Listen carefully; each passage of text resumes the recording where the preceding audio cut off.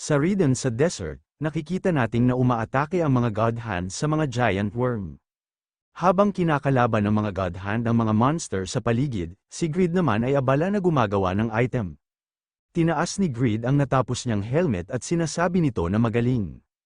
Ang helmet na ito ay tapos na, mass production Greed set.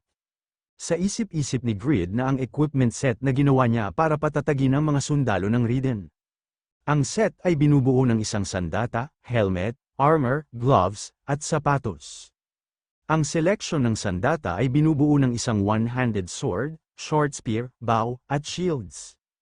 Ang specs ng bawat isa ay kahanga-hanga, ngunit ang nakatakdang epekto ay mahusay, kahit kung ikukumpara sa anumang equipment ng parehong level.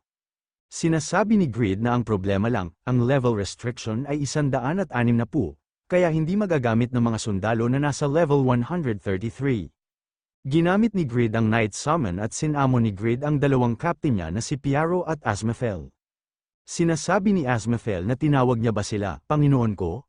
Batid ni Asmafel na naghahunting na naman siya Panginoon ko. Kahit mahihina ang mga giant worm, hindi niya akalain na ang mga God Hand ang maghunting sa halip na siya.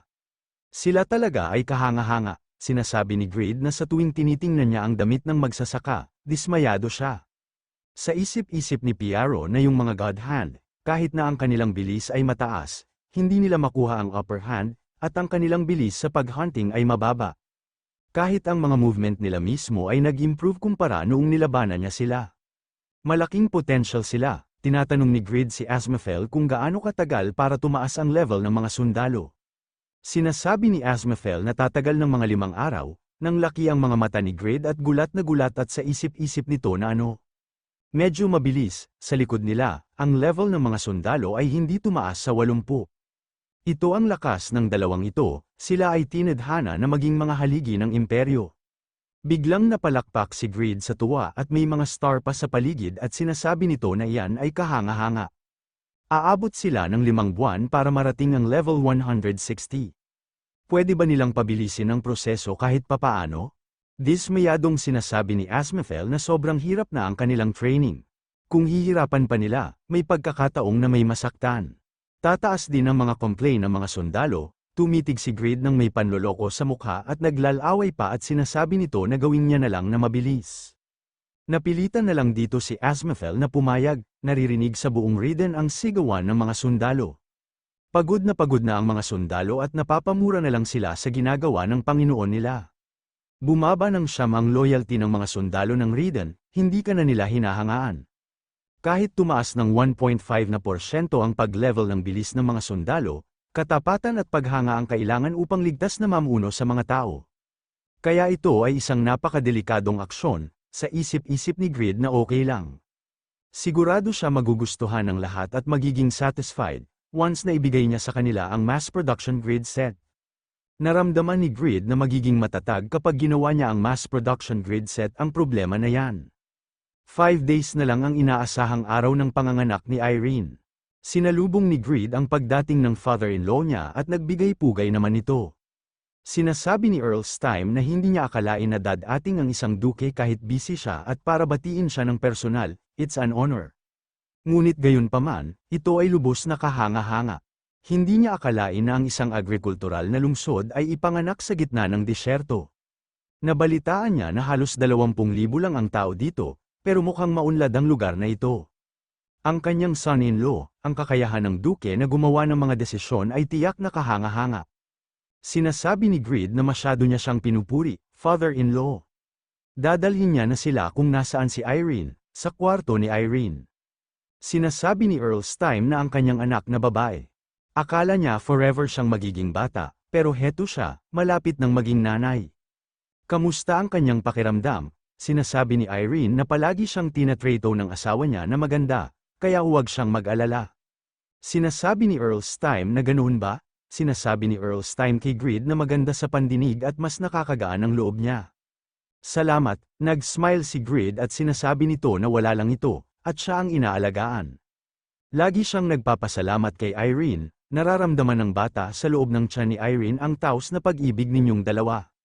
Lahat ng stats nito ay permanente na tumaas ng isa. Sinasabi ni Piaro na siya ang knight na naka-assign para protektahan si Marquis Stime.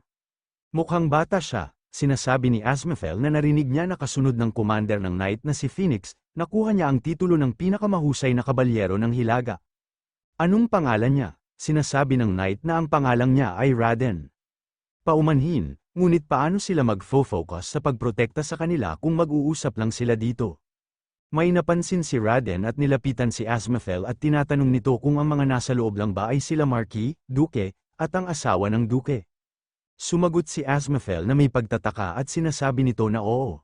At tinatanong nito kung bakit nagtataka at sinasabi ni Raden na ibig sabihin wala dapat tao sa anino ni Duke, di ba?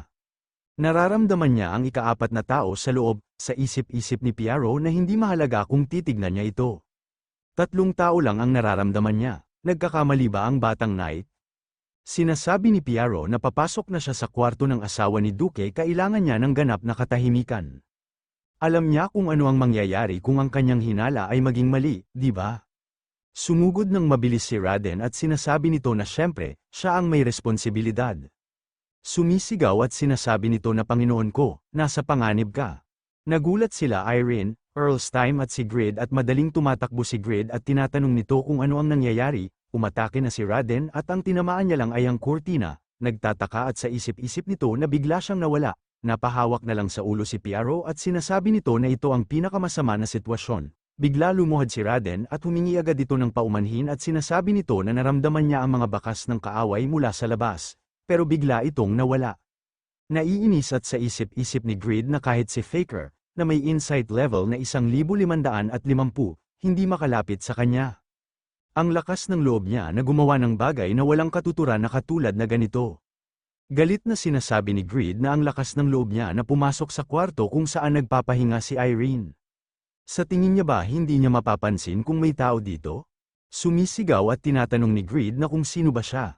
Sinasabi ni Marquis Stime na Duke, huminahon siya, nag-react siya nang hindi nag-iisip dahil sa kanyang young age. Please, intindihin niya siya, minsan, nagkakamali siya. Pero isa siyang dakilang knight na inaalagaan niya.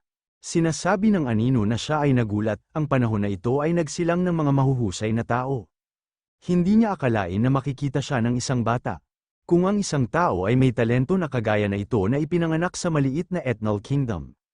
Ang Saharan Empire ay 2 beses na mas malaki, kaya dapat mayroong higit pang mga mahuhusay na tao doon. Mukhang mas mahirap ang paghihiganti niya sa inaakala niya. Anyways, mag-iingat na siya sa susunod, sa smithy. Naiinis na sinasabi ni Grid na ano ang mali sa bastos na yan. Paano kung may nangyari kay Irene, wala siyang nasabi sa kanya dahil sa father-in-law niya. Sa kabila ng ganitong skills, isa siyang knight, sinasabi ni Khan na parang naiinis siya. May nangyari ba? Sinasabi ni Grid na nagulat si Irene dahil sa isang newbie na knight na dinala ng kanyang father-in-law. Hindi niya siya mapapatawad, dapat niya bang harangan ang kanyang landas sa tagumpay? Tinignan lang ni Khan si Grid na parang hindi sang-ayon. Gumawa siya ng maliit na halaman sa harap ng isang bahay na tinatawag sa bahay ng isang bata na nagngangalang Janice. Ito ay nakatago malapit sa mga pader ng kastilyo. Siya ay isang bata na madalas magkasipon, kaya nagtanim siya ng ilang mga ugat na para sa mga sipon. Sinasabi ni Khan na gumawa siya ng garden gamit ang farmer tools na ginawa niya. Siguro parang wala lang ito para sa kanya. Ito ay isang piraso lamang ng metal na ginagamit sa pag-ukit ng lupa. Ngunit salamat dito, ang isang bata at ang kanilang mga magulang ay hindi na kailangang mag-alala tungkol sa mga sipon sa hinaharap. Kahit ang farmer tools na gawa ng isang blacksmith ay ginagawa nito ang kanyang trabaho. Malaki man o maliit, nakaka-impluwensya ito sa mga tao. Nakakaapekto sa kanilang buhay, ang galit na Panginoon ng Raden ay may kinukuha o nagbibigay. Kung maaari, gusto niyang maging isang taong mapagbigay na maaari niyang ipagmalaki. Nanahimik naman si Grid dito, napailing at sinasabi nito na naiintindihan niya. Hindi niya sinadya na gawin talaga yon, naglabas lang siya ng steam. Gagawa siya ng mas resistant farmer tools, ibigay niya ito sa mga tao na yon. Nakangiting sinasabi ni Khan na parang magandang regalo ito na mahalagang bagay na dapat ipagyabang. Tutulong siya. Sa isip-isip ni Grid na anuman ang mga inaasahan ng mga tao sa kanya, lagi niya silang matutugunan, anuman ang mangyari. Ang level ng blacksmith technique ng God Hands ay tumaas sa advanced level 2. Ang Wetness of God Weapon Legendary Blacksmith's Craftsmanship ay tumaas sa level 7. Tumaas ng 3 ang bilang ng mga items na maaari mong likhain ng Legendary Blacksmith's Creation Skill. Bilang ng mga recipe ng item 1321st, sinabi sa kanya ni Bland na may isang tao na ginagamit ang farmer tools para gawing isang sandata. Para sa mga taong basura, maririnig sila Asmathel at Piaro na sumisigaw sa buong kastilyo. Sumisigaw at sinasabi ni Asmathel na ang stamina ay ang magiging lakas nila. Palakasin nila ang kanilang mga puso, kalimutan niya na ang mahina niyang nakaraan. Labanan niya hanggat kaya niya at panatilihin ang kanilang grupo. Sumisigaw at sinasabi ni Piaro na ang kanilang kasalukuyang pawis at luha ay makatutulong sa pagpapanatiling ligtas sa kanilang pamilya at pagpapakain sa kanila ng maayos. Sinasabi ng isang lalaki na wala man lang digmaan na nagaganap. Bakit ba nila sila tinutulak ng todo, batid pa ng isang lalaki na duke? Anong problema niya? Araw ni Ridan, bullshit, abuso lang ito. Bumaba ng 7 ang loyalty ng mga sundalo ng Ridan. May chismis na may nagsasabing ang mga sundalo ay nagsimulang magalit sa iyo. Naiinis at sinasabi ni Greed na sama ng loob, nakakaramdam pa sila ng sama ng loob. Habang umiinom ito ng tubig, at sinasabi nito na hindi niya akalain na nararamdaman nila yan. Kung patuloy niya silang itinutulak ng ganito, hindi na nakakapagtaka na may gumawa ng pagrebelde. Sa tingin niya oras na para bigyan niya sila ng carrot. Tinignan ni Greed ang mga listahan ng mga sundalo ng Ridan. Sinasabi ni Greed na mahigit 1,000 silang lahat. Kailangan niya gamitin ang Great Lord Sword para tingnan ang mga detalye ng mga stats. Ang mga nakikita niya lang dito ay ang mga pangalan, kasarian, level, at mga armas na ginamit. Nagulat si Greed na may nakita siyang isang level 150. Hindi niya akalain na siya ay 10 level na mas mataas sa iba. Ang kanyang rate ng paglago ay hindi kapani-paniwala. Dapat siyang magtanong tungkol dito. Sinamon ni Greed si Piaro. Nagtataka at sinasabi ni Greed na ano ito, nagpasya na ba siya sa wakas na tumigil sa pagsuot na parang magsasaka. Sinasabi ni Piaro na hindi, nagsasanay lang siya kasama ng mga sundalo. Tinawag niya siya ng walang paunang babala, sinasabi ni Greed na hindi niya maiwasang mapansin na mas mabilis lumago ang sundalong nagngangalang Royman kaysa sa iba. Binibigyan niya ba sila ng espesyal na pagsasanay? Sinasabi ni Piaro na hindi. Nagsasanay ang lahat ng sundalo sa parehong paraan. Nagtataka at tinatanong ni Greed na kung bakit may pagkakaiba sa paglago. Sinasabi ni Piaro na iba ito sa talent at motivation. Kahit parehong pagsasanay ang natatanggap nila, may mga sundalo na sumusunod lang sa iba, habang sa kabilang banda, may ibang bagay tungkol sa kung paano ang pagsasanay ay tutulong sa kanila na umunlad. Nakangiting sinasabi ni Greed na maganda yan. Kung gayon hindi ba nila mabibigyan ng espesyal na pagsasanay ang sundalong yun? Maganda kung mabilis siyang tumaas ng level 160, sinasabi ni Piaro na nauunawaan niya. Naiisip niya na gumawa ng task force, ilalagay niya dyan si Royman at tatanggap siya ng special training. Nakangiting sinasabi ni Greed na task force, maganda pakinggan, sa isip-isip ni Greed na kung maibibigay niya ang mass production grid set sa mga task force members, siguro titigil na sila sa pagrereklamo. Ang pangalan ay dapat ay Overgeared Task Force. May nagmamadaling guard at hinahanap si Duke. Tinatanong naman ni Greed kung ano ang nangyayari. Sinasabi ng guard na pakiusap bilasin nila. Si Ms. Irene ay manganganak na.